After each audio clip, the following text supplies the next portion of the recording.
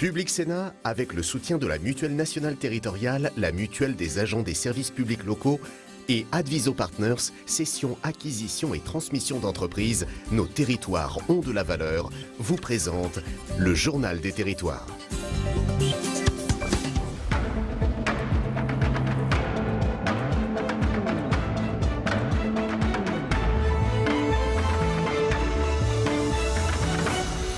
Bonjour à tous, en ce lundi, bienvenue dans notre émission avec la presse quotidienne régionale, les télés locales de France et le réseau Via Télévision, les Indes radios, 130 radios qui sont nos partenaires sur tout le territoire français et avec TV5 Monde. 3 parties dans cette émission, comme vous le savez, le JT des territoires, je vais vous présenter dans un instant, et puis après la météo, c'est Territoire d'info, et ce matin c'est Mounir Majoubi, le secrétaire d'État chargé du numérique, qui est notre invité politique. Enfin, 3e partie de cette émission avec l'actualité parlementaire et politique. Mais tout de suite, c'est le JT des territoires. Et on s'y retrouve, à tout de suite.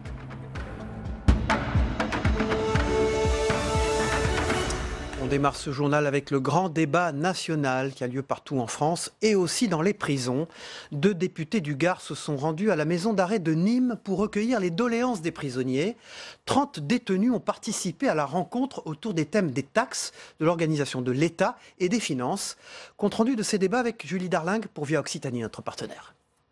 Le grand débat national se passe aussi derrière les barreaux. 2 députés marcheurs gardois sont allés à la rencontre d'une trentaine de prisonniers, hommes et femmes, de la maison d'arrêt de Nîmes pour recueillir leurs doléances. Je ne sais pas si c'est le fait d'être un petit peu retiré de la vie ordinaire et moins dans ce mouvement perpétuel dans lequel nous vivons les uns les autres, des réflexions totalement simple et pleine de bon sens. Pourquoi on ne nous explique pas le budget de l'État? Pourquoi on ne nous explique pas à quoi servent les impôts? Pourquoi on ne nous explique pas que du bon sens que je n'ai pas toujours retrouvé dans les autres débats auxquels j'ai participé. En revanche, l'un des représentants syndicaux de la maison d'arrêt de Nîmes regrette que de vrais sujets de fond n'aient pas été évoqués. Je pense qu'avant de se pencher sur les desiderata des détenus, il faudrait quand même déjà se pencher sur le fond, sur les conditions de travail, les conditions d'incarcération, avant de leur demander s'ils ont besoin d'une PlayStation ou de légaliser la résine de cannabis. Un débat qui s'est déroulé dans un contexte de grogne des surveillants pénitentiaires en France après l'agression de 2 surveillants de prison dans l'Orne. Les syndicats de la prison gardoise ont convenu d'un rendez-vous à ce propos avec les 2 députés.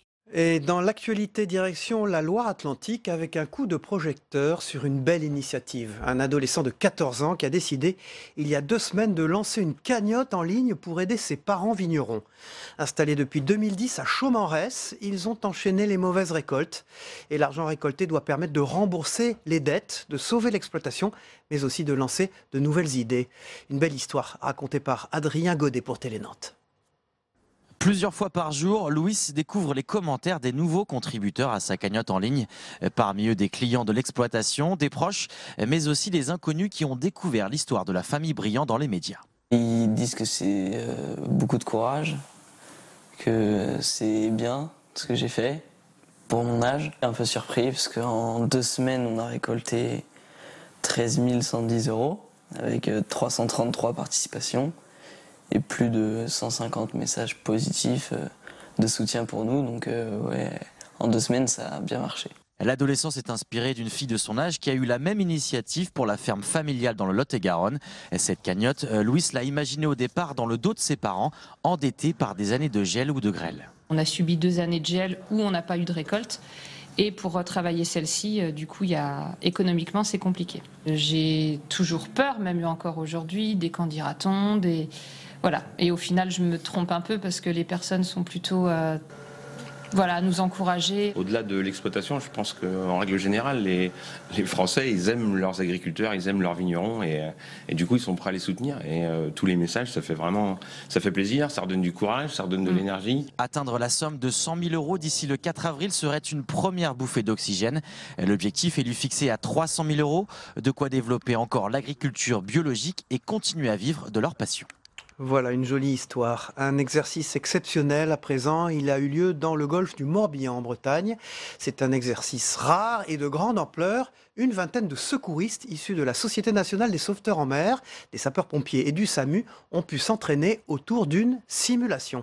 L'hélicoptère de la sécurité civile a aussi été mis à contribution et Fanny Coconnier pour la chaîne TB Sud, la chaîne du groupe Le Télégramme, nous raconte cette histoire ce matin. C'était un voilier coque blanche. Il a Pas vu de boost à l'avant, ni de moteur. L'alerte est donnée, les bénévoles de la SNSM partent pour un exercice au large de Baden. Le scénario, un voilier à la dérive avec à bord une personne blessée et désorientée. Dans ce qu'on appelle la chaîne opérationnelle du secours, il y a plusieurs opérateurs. Les pompiers, le SAMU et sur l'eau on a donc la SNSM aussi.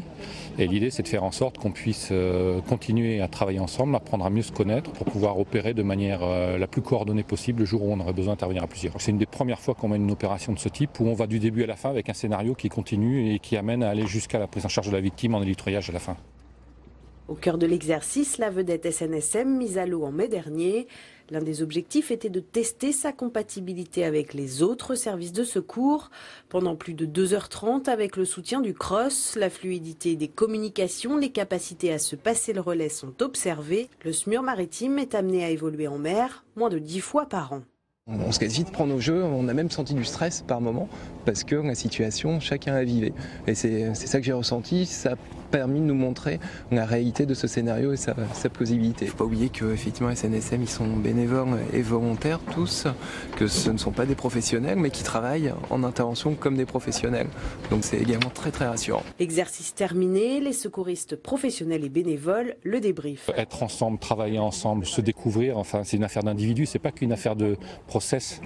Les process sont opérationnels, ils existent. Par contre, c'est une affaire de confiance des uns en les autres, de confiance dans le geste. Ces sauveteurs seront ainsi prêts à se retrouver pour une réelle intervention cette fois et dans des conditions météo pas forcément si clémentes. Du sport et de l'art maintenant. Paris 2024 prend du relief pour mettre en valeur l'organisation des Jeux Olympiques et Paralympiques. Un artiste francilien s'est lancé dans la création d'œuvres de bas-relief représentant des sportifs en pleine action. Il les expose ensuite dans la rue. C'est le cas notamment à Épinay-sur-Seine. Reportage de Cédric Dandeville pour Via Grand Paris, notre partenaire. Judoka, athlète handisport ou encore handballeuse. À Épinay-sur-Seine, une dizaine de bas-reliefs sont plaqués sur les murs de la ville avec un hashtag Tous 2024. Objectif de la municipalité, mobiliser la population autour de l'organisation des Jeux Olympiques et Paralympiques de Paris. Et l'opération semble plutôt bien accueillie. Surtout dans le 93, ça me plaît beaucoup, oui. C'est bien fait, très très bien fait. C'est bien fait. C'est beau en plus. C'est vraiment réaliste. Ça peut motiver aussi les jeunes à découvrir et à savoir ce que c'est et pourquoi pas se mobiliser lors de ces jeux-là. Et la personne qui l'a réalisé, c'est très bien. Cette personne, c'est Mauro Corda, en train de peaufiner une statue de tenniswoman. C'est du dessin mais en volume. Installé au Kremlin-Bicêtre, le sculpteur est depuis longtemps fasciné par l'esthétique de l'athlète en plein effort. Alors forcément, la perspective 2024 ne pouvait que l'inspirer. L'idée des Jeux Olympiques est venue d'elle-même parce que bon, on est dans l'actualité. Pourquoi je m'y prends en amont? C'est parce que c'est un travail de longue haleine. Ça fait déjà 1 an que je travaille dessus. Et il me reste encore une trentaine de sports à travailler. Avec ses statues en plastiline, l'artiste devrait représenter au total entre 45 et 50 disciplines olympiques, une vraie performance qui allie une technique ancestrale et l'art de rue. Moi je veux remettre la sculpture dans son milieu naturel, c'est la rue. J'aurai pas de médaille, mais j'aurai la satisfaction d'avoir participé. Si le petit gamin que j'ai vu à Épinay, il devient un grand haltérophile, j'aurais contribué à une médaille, peut-être pour l'équipe de France, d'haltérophilie. Des vocations qui pourraient naître bien au-delà de la Seine-Saint-Denis, également présents au Kremlin-Bicêtre et à Paris. Les bas-reliefs Tous 2024 intéressent déjà d'autres communes, un peu partout en France. Dans ce JT, à présent, on part pour la Côte d'Azur. Dans les Alpes-Maritimes, c'est un rendez-vous incontournable.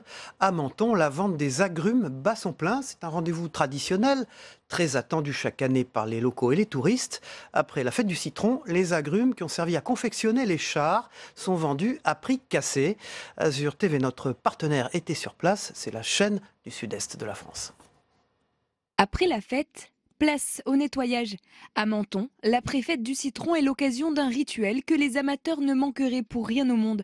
La vente des agrumes qui ont servi à confectionner les chars. Et 30 kilos d'orange. 48, mais en 48 kilos. 48 kilos d'orange et 18 kilos de citron.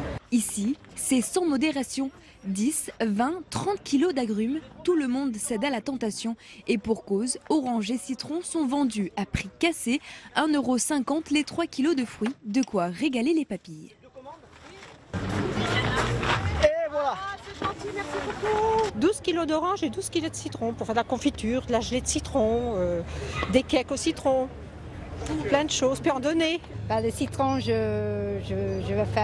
vais essayer de faire le limoncello, les oranges, je vais faire des confitures, citron aussi, je vais faire du jus. Les compotes, les confitures, le lemon curd et tout à faire derrière. Un rendez-vous donc traditionnel, très attendu chaque année par les locaux et touristes. Cette année, entre 10 et 15 tonnes d'agrumes doivent disparaître, et ce, rapidement. On récupère tout ce qui est récupérable. Rapidement, on ne va pas trop dans le détail non plus, sinon on perdrait beaucoup trop de temps. Il faut qu'on déménage toute la fête, qu'on enlève tout très rapidement pour passer aux futurs aménagements. Donc il faut vite enlever toutes ces structures et tous ces agrumes. C'est vraiment une tradition ancrée. La fête du citron, c'est Menton. Le citron, c'est Menton. Menton rayonne à travers le monde grâce à son citron. La traditionnelle vente des agrumes se poursuit devant l'entrée principale des jardins Biovèze, face au Casino Barrière. Voilà, on poursuit ce JT des territoires avec dans un instant la une des quotidiens régionaux, puis le club de la presse. A tout de suite. Bonjour Saveria. Bonjour. Comme un lundi à la une du Dauphiné libéré, la presse quotidienne régionale, c'est une journée d'hommage national au terrorisme pour commencer. Une journée instaurée le 11 mars. Cette décision répond aux demandes exprimées par de nombreuses victimes et associations. La première cérémonie sera organisée l'année prochaine, en 2020. La date choisie fait écho à la journée européenne qui commémore l'attentat djihadiste le plus meurtrier en Europe, à Madrid. C'était le 11 mars 2004, 191 morts. Le 11 mars correspond aussi au premier des attentats perpétrés par Mohamed Merah en 2012 à Toulouse et à Montauban. Il avait abattu de sang-froid 3 militaires, un enseignant et 3 enfants d'une école juive avant d'être tué par la police. Et puis à la une du Courrier Picard, donc un des journaux du groupe Rossel, c'est la flambée du carburant ce matin.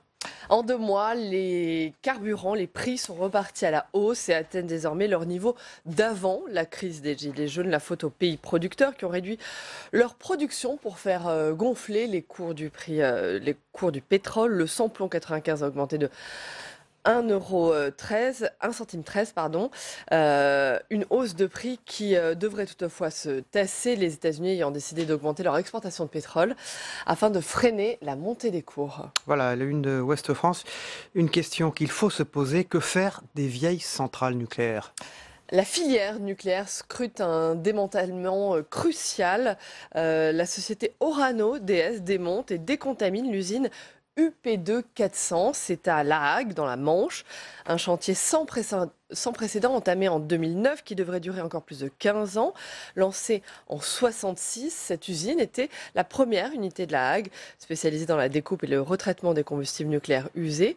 Un chantier faramineux qui devrait coûter plus d'1 milliard d'euros. Les équipes se relaient toutes les 2 heures en zone contaminée, combinaison de radioprotection bleue sur le dos et masque dissimulant les visages.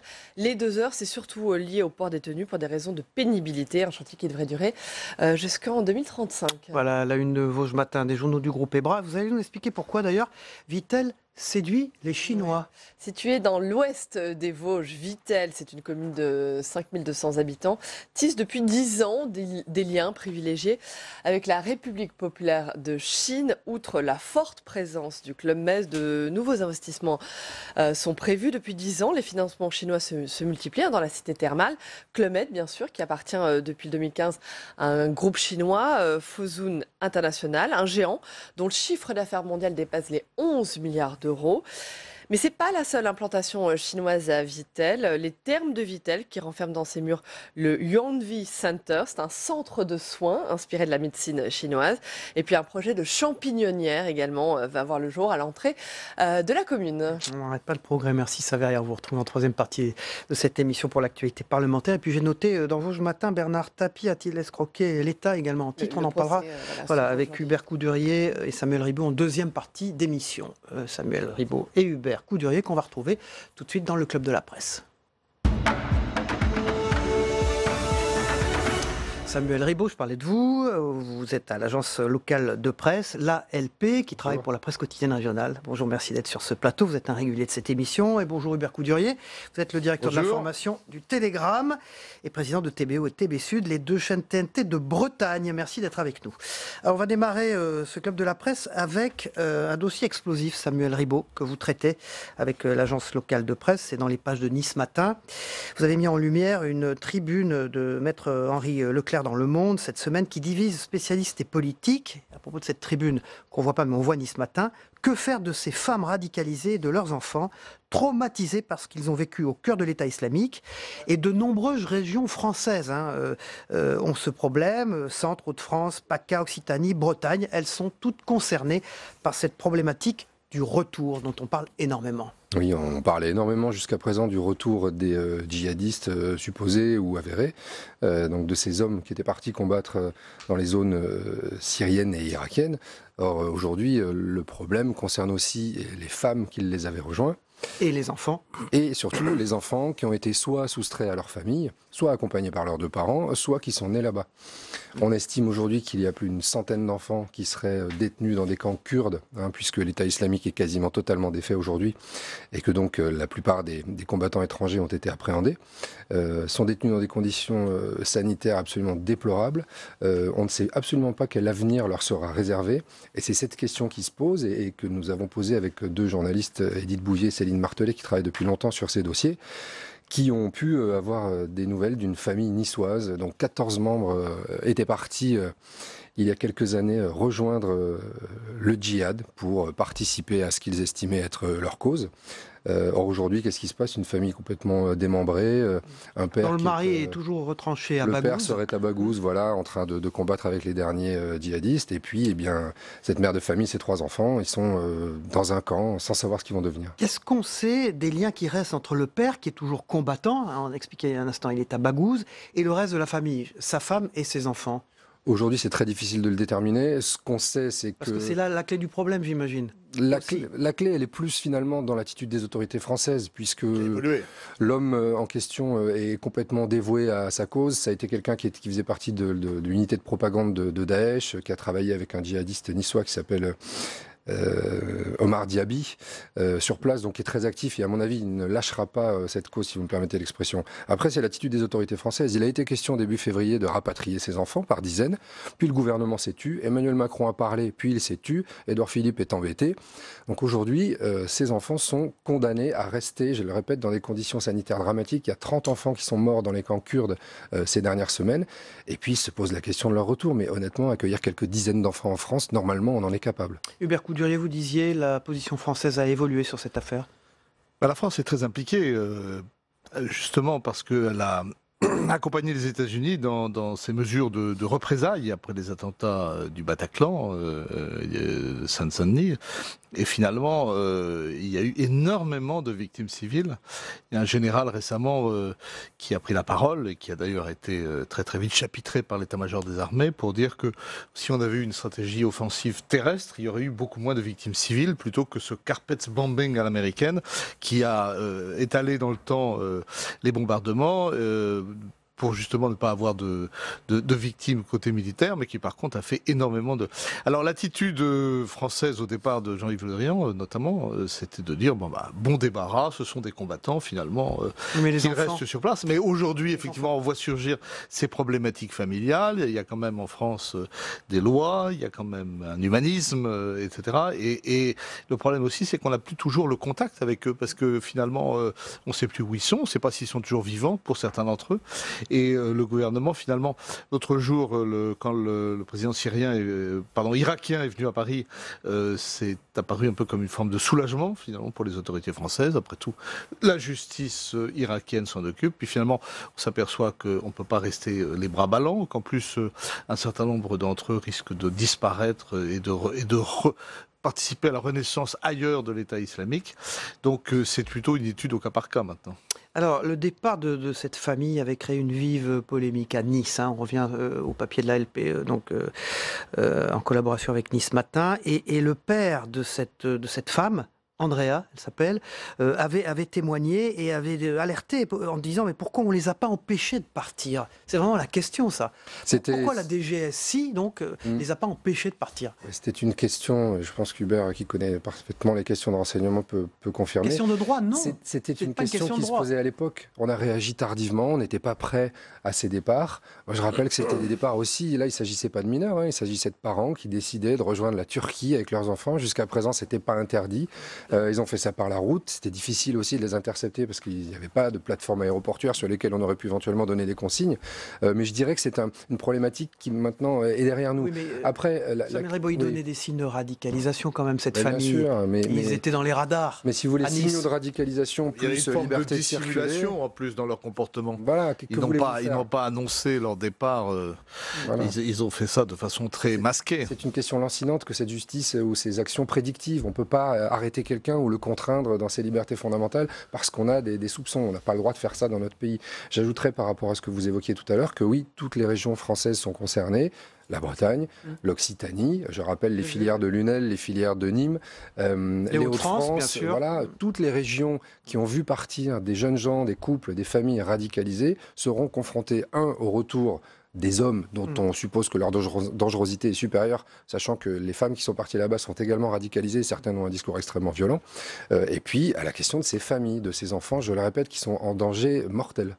Alors il y a cette tribune auquel vous faites allusion, on a fait allusion tout à l'heure, de Maître Henri Leclerc dans Le Monde cette semaine, qui divise spécialistes et politiques. Pourtant, qu'est-ce qu'il dit, Henri Leclerc? En gros, vous en parlez d'ailleurs dans ce papier. Il explique que la République française a le devoir de s'occuper de ses enfants. On n'imagine pas les mesures de représailles françaises. François Hollande a levé un peu le voile en parlant d'un certain nombre d'exécutions, d'opérations homo des services secrets. Alors, opération homo, il faut expliquer aux téléspectateurs, c'est aller tuer des liquidations ciblées. Vous savez, il y a eu aussi un changement de doctrine, la doctrine Obama, qui a consisté à... Opération homo, c'est François Hollande qui en a été... tout à fait, mais on s'est mis un peu dans la roue des Américains pour ce genre d'opération, et on a exécuté énormément de djihadistes. Donc, si vous voulez, les autorités françaises considèrent que c'est la guerre. Alors, il y a des victimes collatérales, qui sont les enfants, et maintenant, effectivement, ressort la question de savoir comment on traite le problème, mais si vous voulez, c'est une guerre secrète dont on connaît encore mal le bilan. Maître Henri Leclerc, il est avocat, c'est donc une position de juriste, bien sûr, je rappelle. Merci Samuel Ribaud. Les djihadistes niçois dans l'enfer syrien, à la une de Nice matin, et donc préparé et coordonné avec ALP, l'agence locale de presse. Vous restez avec nous, évidemment.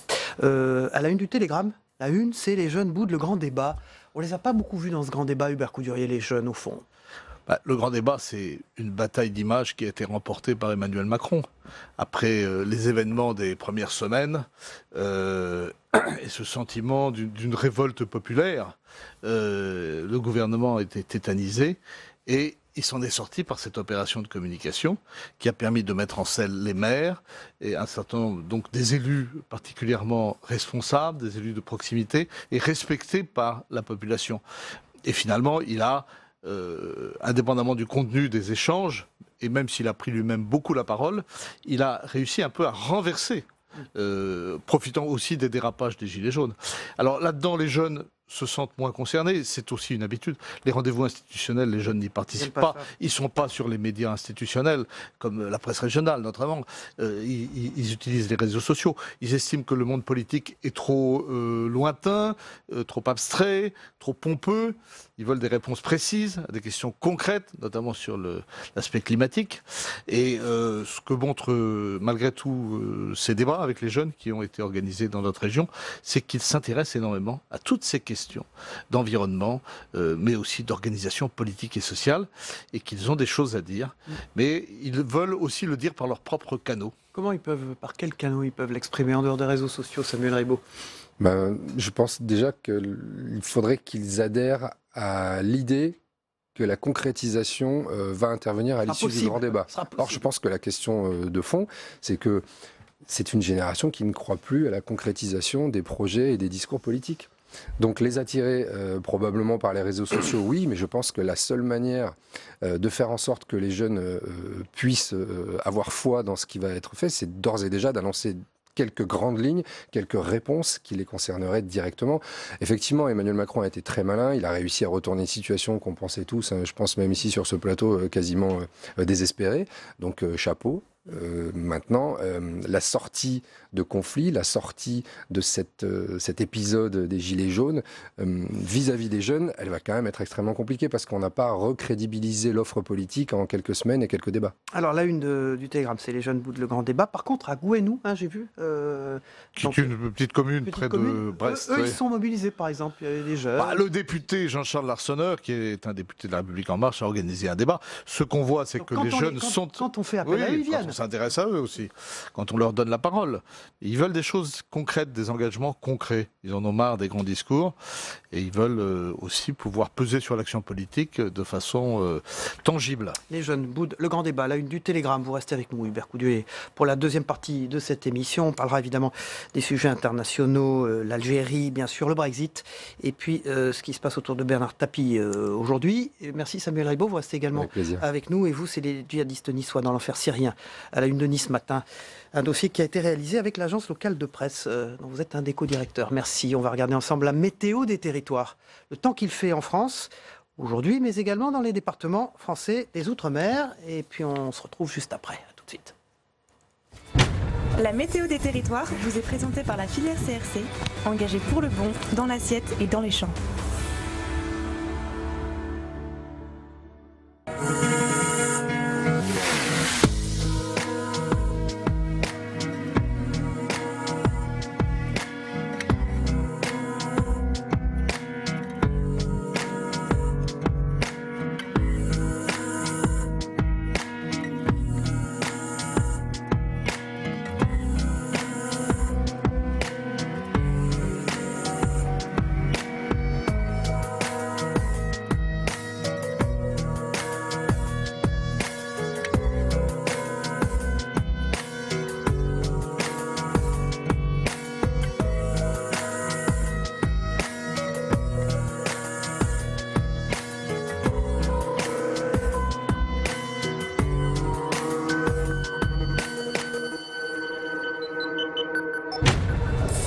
C'était la météo des territoires avec la filière CRC, engagée pour le bon, dans l'assiette et dans les champs.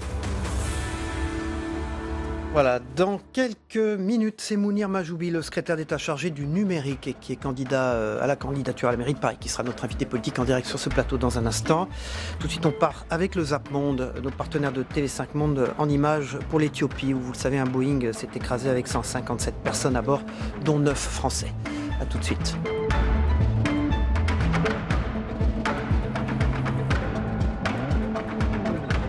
Public Sénat, avec le soutien de la Mutuelle Nationale Territoriale, la Mutuelle des agents des services publics locaux et Adviso Partners, cession, acquisition et transmission d'entreprises, nos territoires ont de la valeur, vous ont présenté le Journal des territoires.